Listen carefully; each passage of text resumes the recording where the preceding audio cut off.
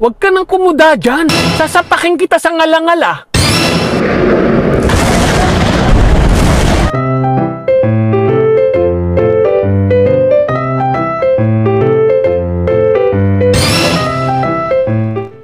Ikaw na kaya magsabi, tol.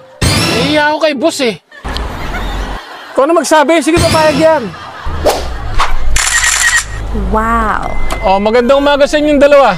Good morning, boss. Ito si Burnok, boss. May sasabihin daw sa inyo. O, sabihin mo na. O, ano ba yung Burnok? Huwag ka na mahiya. Babali sana ako, boss eh. Di ba sabi nyo, ayaw nyo ng ganitong damit. Oh, no! Di ba sabi nyo, maglililigo ako. Maglililigo ka! Sanang bumili ng bagong damit eh. Kaya, babali sana ako sa inyo, boss, kung pwede. Oo nga pala! O sige, walang problema. Yes! Magkano ba?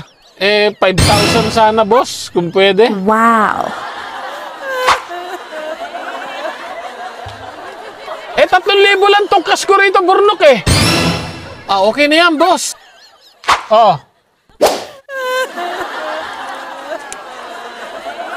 Okay na to, boss. Saka nyo na lang bayaran yung kulang yung 2,000 pag nakaluwag-luwag kayo, boss. Sandali. Amin na yan. Ikaw tong umuutang lang ko rin okay. Bakit ako magbabayad sa'yo? 5,000, boss eh. Tapos 3,000 lang yan eh. Wait. Stop. Pati ako nalilito sa inyo eh.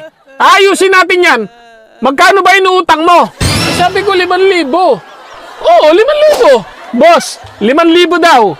3,000 nga lang tong cash ko. 3,000 lang? Ibigay mo, boss.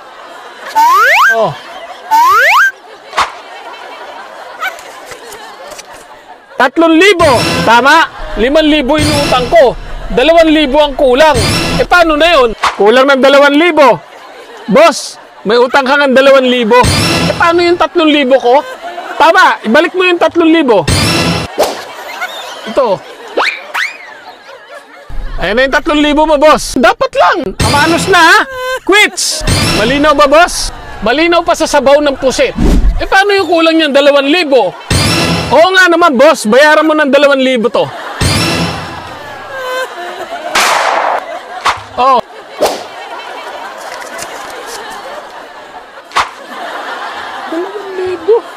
O ayan, amanos na. Quits.